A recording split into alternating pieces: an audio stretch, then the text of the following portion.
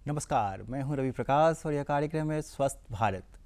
हम सब लोग जानते ही हैं कि समाज में रहते हुए कई तरह की बीमारियां बार बार लोगों को परेशान करती हैं और जब बीमारियां होती हैं तो कई दफ़ा लगता है कि हमें पता ही नहीं है कि हमें क्या करना है।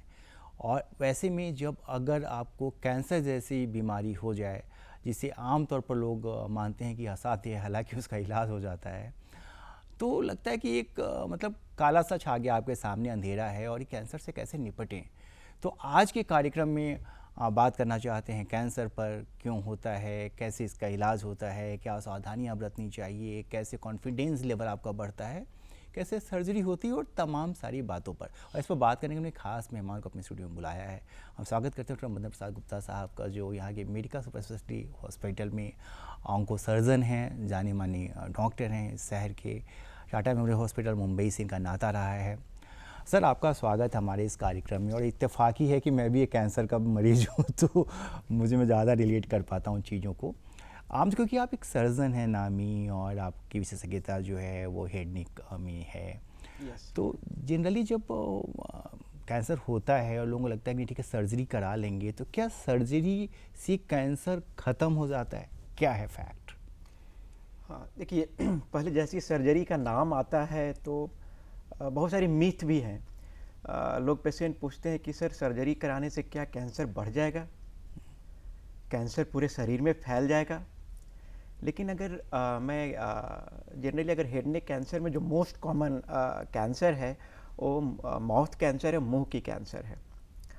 तो मुंह की कैंसर की बात करूँ और अगर मैं बोलूँ कि अगर आपको पूरी तरह से अगर ठीक होना है तो उसमें सर्जरी बहुत ही अति आवश्यक है। सर्जरी से ही उस कैंसर को ठीक किया जा सकता है। अब मैं आपके प्रश्न के उत्तर पे आता हूँ।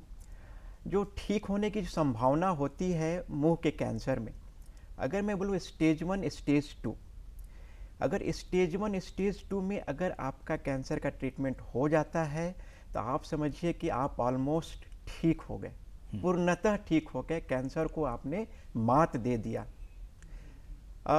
लेकिन अगर वही स्टेज 3 स्टेज 4 में है तो उसमें क्या है, उस टाइम के लिए आपकी ट्रीटमेंट हो जाएगी लेकिन पूरी तरह से ठीक नहीं बोल सकते। क्यों नहीं बोल सकते? क्योंकि जो कैंसर है फिर से कैंसर आने का वो डर रहता है, जिसको रिकरेंस मेडिकल टर्म में बोलते हैं। तो स्टेज 3 स्टेज 4 में रिकरेंस होने का थोड़ा सा हाई चांस होता है। अगर मैं परसेंटेज की बात करूं तो स्टेज 3 में 30 to 40% रिकरेंस होने की चांस होती है और स्टेज 4 में 50 to 60% मरीजों में फिर से कैंसर आ जाती है। तो इसलिए कैंसर अवेयरनेस बहुत ज़रूरी है। अगर आप जब भी आपके मुंह में किसी इस तरह का कोई छाला हो जो कि हील नहीं हो रहा हो, आप किसी अच्छे डॉक्टर से मिलिए और जल्द से जल्द ट्रीटमेंट लीजिए। आप इस मिथ में न रहें कि अगर कुछ हमने ट्रीटमेंट कराया तो और बढ़ जाएगा।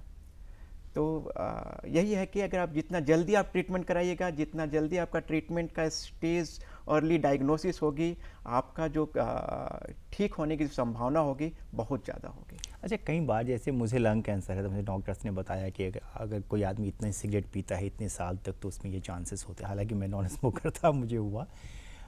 माउथ कैंसर में जो ओरल कैंसर है, इसमें कहते हैं कि ये तंबाकू और गुटखा की वजह से एक बड़ा कारण इसकी वजह से होता है। तो कोई आदमी जो तंबाकू खाता है या गुटखा खाता है, क्या प्रोबेबिलिटी है, कितने दिनों तक खाते हैं तो उनको हो जाता है, कैसे उनको छोड़ना चाहिए, क्या सावधानी बरतनी चाहिए? तो अगर मैं बात करूँ मुंह के कैंसर का, तो अगर मैं 10 मरीज़ देखता हूँ तो उसमें से 9 मरीज़ वैसे होते हैं जो कभी न कभी टोबैको खाए हुए रहते हैं। तो tobacco is the main cause for oral cancer. अब मैं आपके प्रश्न पे आता हूँ कि अगर कोई मरीज कोई 10 साल खाया है, 15 साल खाया है, 20 साल खाया है, तो लोग बोलते कि उसको क्यों नहीं हुआ, या कोई 1 साल खाया है उसको हो गया। तो ये इंटरनल बॉडी में जो मेटाबॉलिज्म होता है उस पर डिपेंड करता है। किसी किसी में क्या होता है कि जो आप खा रहे हैं कार्सिनोजन, उसका अच्छे तरीके से मेटाबोलाइट हो जा रहा है, वो सारा का सारा एक्सक्रीट हो जा रहा है। और किसी किसी में क्या होता है कि वो कुछ दिनों के लिए ही खाया लेकिन वो जो मेटाबॉलिज्म जो हो रही है वो नहीं हो पा रही है और उसमें वो हो गया। तो ये चीज़ जो टोबैको है, आप ये सोचिएगा कि आपके बॉडी में का मेटाबॉलिज्म कैसे पता करें कि हम इतना दिन खाए और मेरे को न हो। तो ऐसा कोई अभी तक जांच नहीं है जिससे हम ये पता कर सके कि हम ये बोल सके कि आप 10 साल खाइए, 10 साल के बाद मत खाइएगा। ऐसा कोई अभी तक जांच नहीं है। तो अगर सही तरीके से मैं बोलूँ तो टोबैको को खाना ही नहीं चाहिए। टोबैको छोड़ें। हाँ, तंबाकू को खाना ही नहीं चाहिए।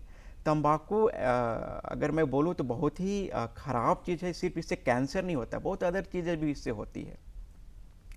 रही इसकी बात कि अगर कोई खा रहा है लेकिन हाँ, इसको छोड़ना बहुत मुश्किल होता है, कैसे छोड़ा जा सकता है?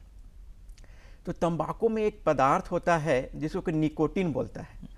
जो निकोटिन होता है वो निकोटिन कैंसर नहीं कराता है। वो निकोटिन के साथ साथ जो अदर प्रोडक्ट्स होते हैं वो कार्सिनोजेंस होते हैं, वो कैंसर कराता है।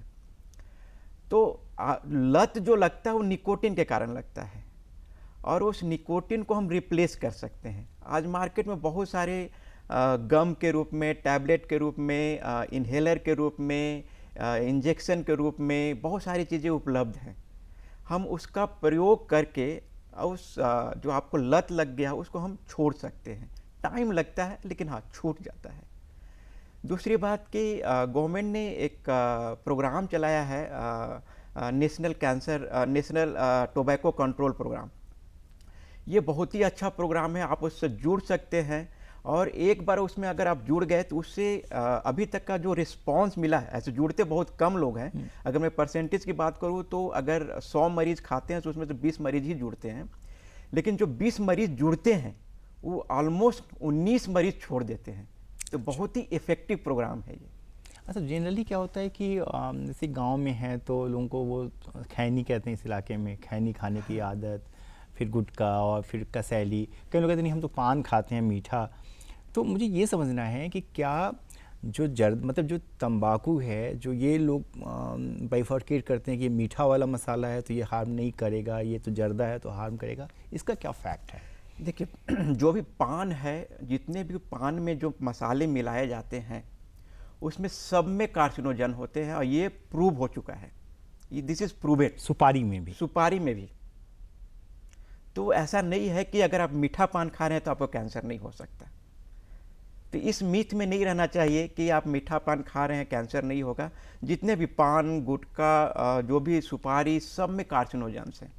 इसलिए सारा प्रोडक्ट्स को नहीं खाना चाहिए, अवॉइड करना चाहिए। अच्छा, मुझे एक चीज़ और समझाइए, जैसे कि जब डायग्नोसिस की बात होती है कि कैंसर में कई बार सिम्टम नहीं पता चलता या मुंह में छाला भी तो लोग इग्नोर करते हैं कि हो गया होगा।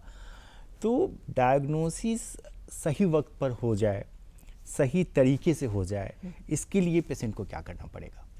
तो पहले तो सिम्टम्स को समझना होगा। अगर जनरली क्या होता है, अपने माउथ का जो अंदर का जो इसको कि बक्कल म्यूकोजा बोलते हैं, गाल जो बोलते हैं, जो नॉर्मल कलर होता है पिंकिश होता है।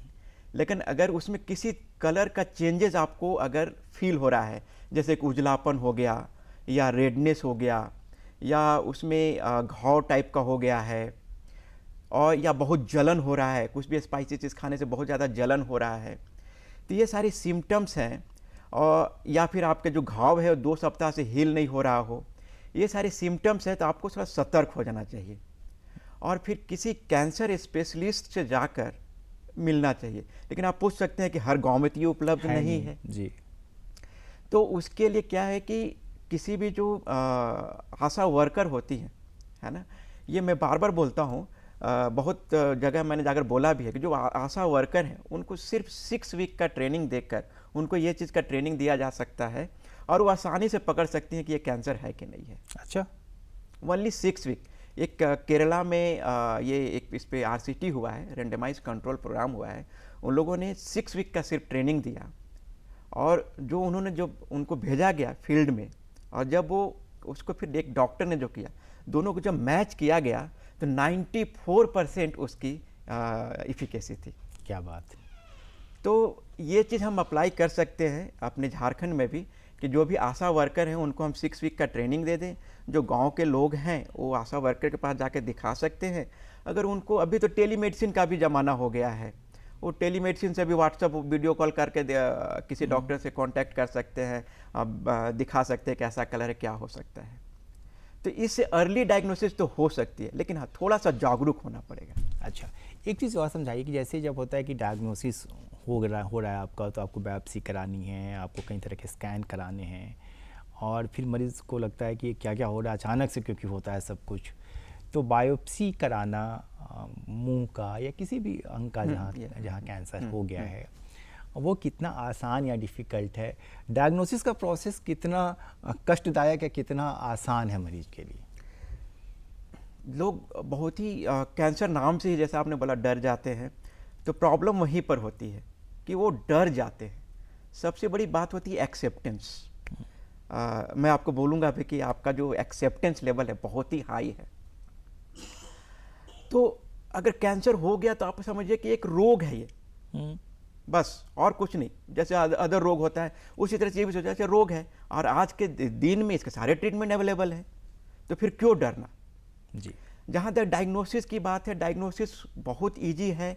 बायोप्सी, मैं बोलूँ तो 1 मिनट में बायोप्सी हो जाती है। सीटी स्कैन होती है, वो 5 मिनट में सीटी स्कैन हो जाती है।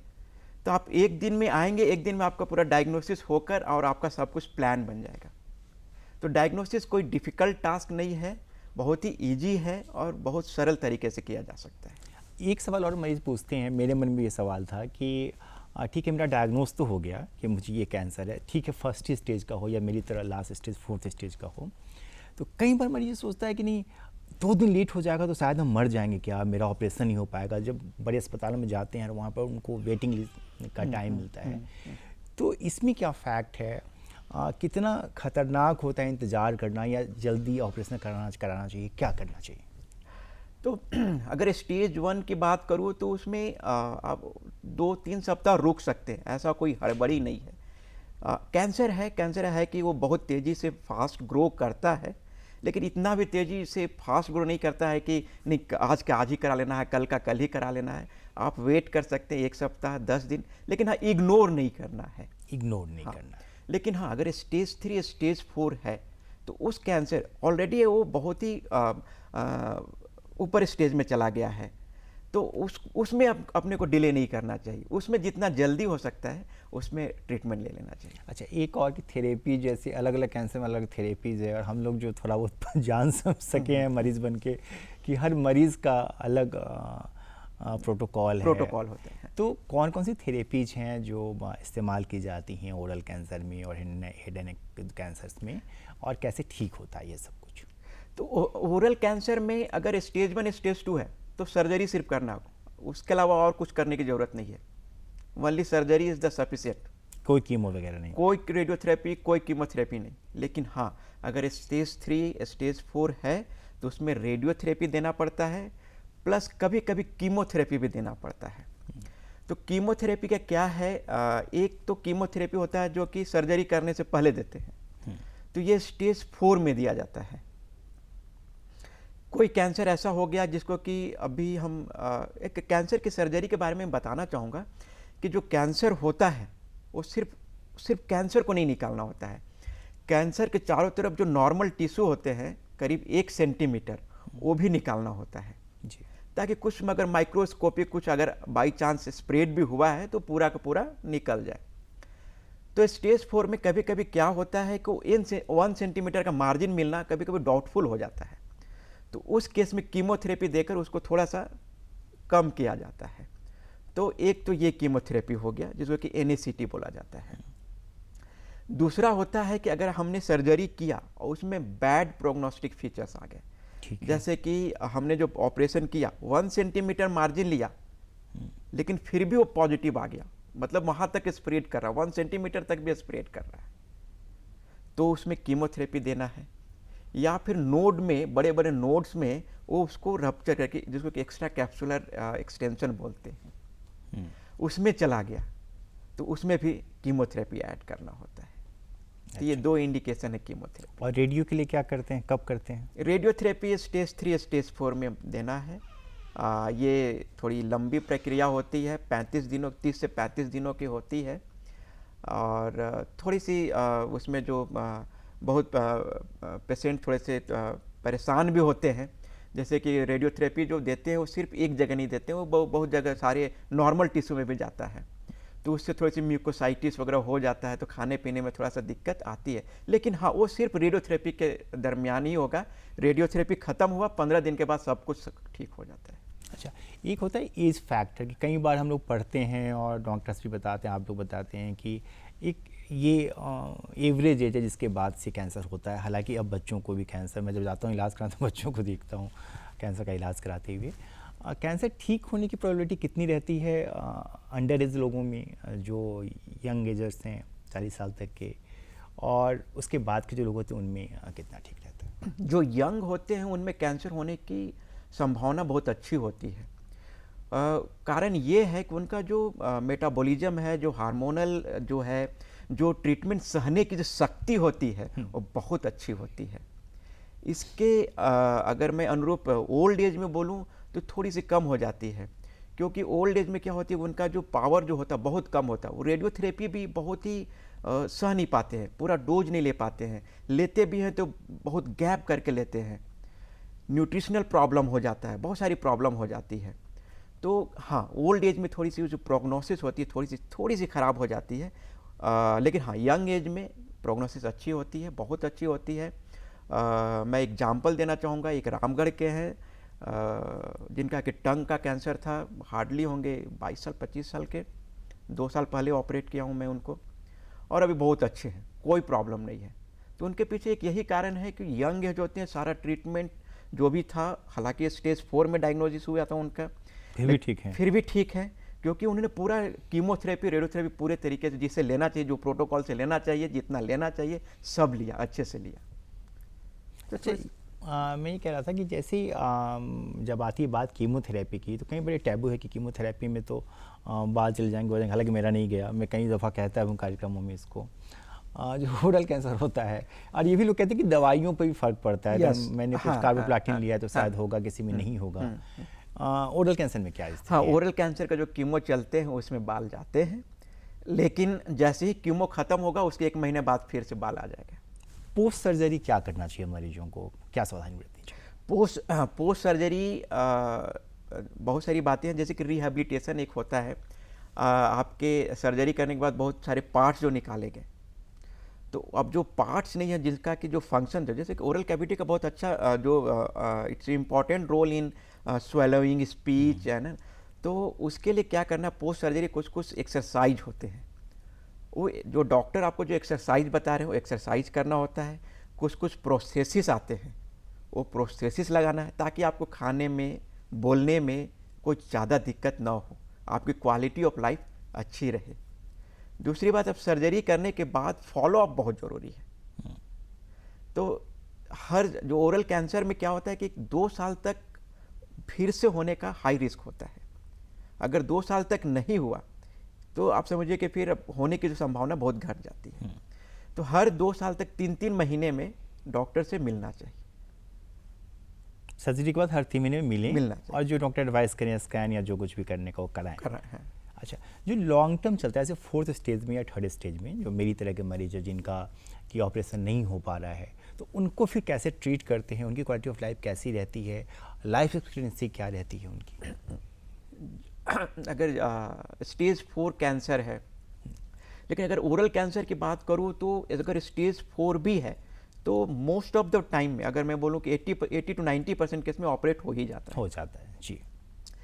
10% जैसे कि ओल्ड एज, जिसमें कि हो गया कि नहीं हम एनेस्थीसिया नहीं दे सकते, या फिर बहुत ही एक्सटेंसिव हो गया है, अब इतना पार्ट निकाल दे कि उसकी क्वालिटी ऑफ लाइफ बहुत पुअर हो जाएगी, तो वो सर्जरी करने का कोई मतलब नहीं रह जाता है।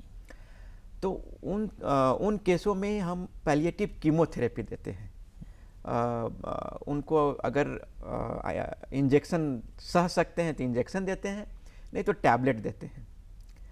और इससे जो सर्वाइवल जो होती है वो देखा गया है करीब 13 से 14 महीने की सर्वाइवल रहती है।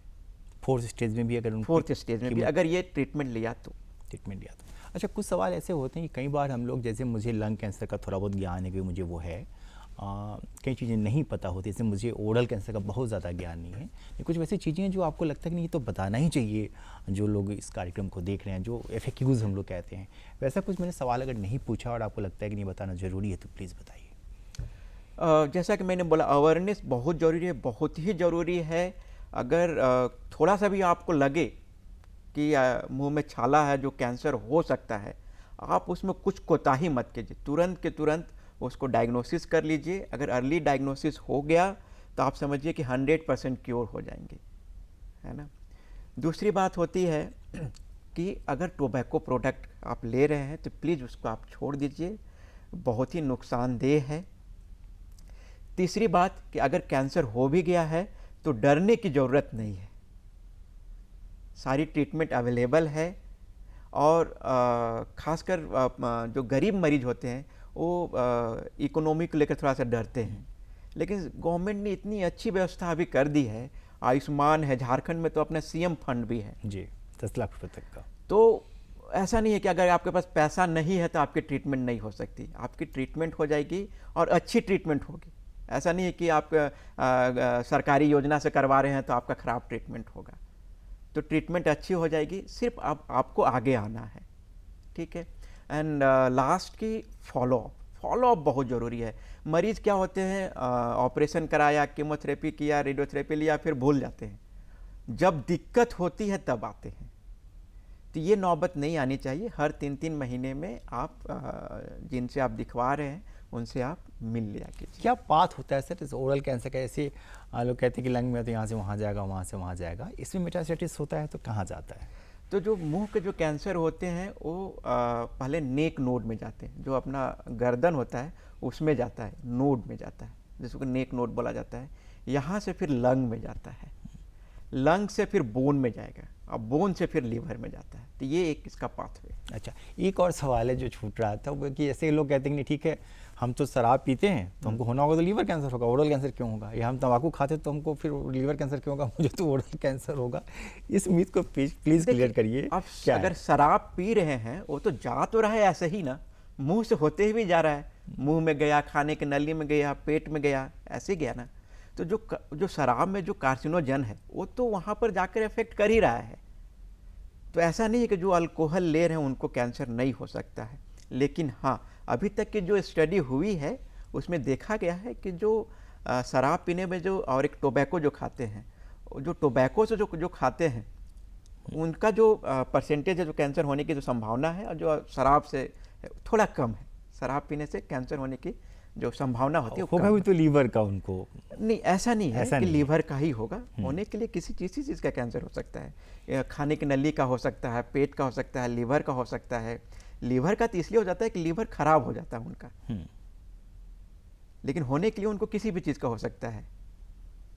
लेकिन टोबैको ज़्यादा हानिकारक है, टोबैको बहुत ज़्यादा हानिकारक है, जो ज़्यादा हार्म कर रहा है, बहुत हार्म करता है। अच्छा, एक सवाल और है कि जब आपने ठीक ही चर्चा की कि कई सारी योजनाएं हैं गवर्नमेंट की, झारखंड मुख्यमंत्री गंभीर बीमारी उपचार योजना, इसमें 10 लाख रुपए तक की सहायता मिलती है। अगर अस्पताल ने आपको कोटेशन दिया है उसका तो अस्पताल को पैसा जाता है और आप इलाज करा सकते हैं। आयुष्मान भारत का लाभ उठा सकते हैं, प्रधानमंत्री राहत कोष से भी पैसे मिलते हैं, इन तमाम जगहों से इलाज करा सकता है। जो पेशेंट सपोर्ट्स ग्रुप हैं या जो पेशेंट एडवोकेसी का ग्रुप है, या जो डॉक्टर्स के अपने ग्रुप हैं जिनमें लोग इंटरैक्ट करते हैं मरीजों से, इसका कितना बेनिफिट होता है इससे लड़ाई लड़ने में? हालांकि ये लड़ाई नहीं है कैंसर, फिर भी नहीं, बहुत ज़्यादा हेल्प मिलता है ना। अब ऐसे बहुत सारे मरीज आते हैं जिनके पास बहुत कुछ, जैसे कि एक मरीज अभी आया जिसके पास आयुष्मान कार्ड भी नहीं था, है ना, वो दूसरे स्टेट का था। तो हमने कहीं से और से फंड को ऑर्गेनाइज करके, और जो मेडिका हॉस्पिटल है उनका भी जैन समाज से कुछ लेकर उनका ट्रीटमेंट किया। तो ऐसे जो ग्रुप होते हैं, और मैं तो बोलूँगा कि ऐसे ग्रुप, बहुत सारे ग्रुप बनने चाहिए। ऐसे ग्रुप बनने चाहिए जो कैंसर, खासकर कैंसर के लोगों को, मरीजों के लिए बहुत ज़रूरी है। क्योंकि जो कैंसर के जो ये ट्रीटमेंट होता है सिर्फ 1 या 2 दिन या सप्ताह भर का नहीं होता, ये महीनों चलता है।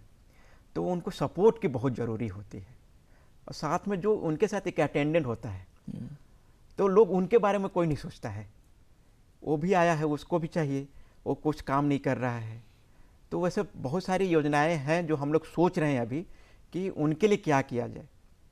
तो जैसे कि अभी कोलकाता मेडिका में उन्होंने नया शुरुआत किया है कि जो अटेंडेंट आ रहे हैं वो हॉस्पिटल में उसको जॉब दे दे रहे हैं कि 3 महीने के लिए रहो यहाँ पर। अरे क्या बात! तो वही चीज़ हम यहाँ रांची में भी सोच रहे हैं कि शुरू कर दें कि जो अटेंडेंट आए उनको जॉब दे दिया जाए, कोई किसी भी चीज़ का छोटा मोटा जो भी जॉब है, तो जो पैसा मिलेगा कम से कम अपना तो देख सकता है और साथ में उसके मरीज़ का भी ट्रीटमेंट चलेगा। चलिए, हमारे पास सिर्फ 1 मिनट का वक्त है, कोई सवाल नहीं है, आपको क्या कहना है आप प्लीज़ कहिए। बस यही कहना चाहेंगे, मैं बार बार यही दोहराऊंगा, awareness awareness awareness, early diagnosis, and early diagnosis is curable. चलिए, थैंक यू वेरी मच। मुझे पूरी उम्मीद है कि जो हमारी बातचीत है उससे आपको काफ़ी बल मिला होगा। खुदा न करे किसी को कैंसर हो, लेकिन अगर कैंसर हो भी जाता है इत्तेफाकन आपके घर में आपको या किसी भी दोस्त जानने वाले को, तो घबराना नहीं है, इलाज करिए, सर्जरी है, डॉक्टर साहब सामने बैठे हैं, वो ठीक हो जाती है बीमारी। मुझे कैंसर है, मैं ठीक हूँ, मैं आपका प्रोग्राम कर रहा हूँ, आप मुझे देख सकते हैं। और अब इस कार्यक्रम में मुझे रोकने की इजाज़त दीजिए, फिर आपसे मुलाकात होती रहेगी। नमस्कार। नमस्कार।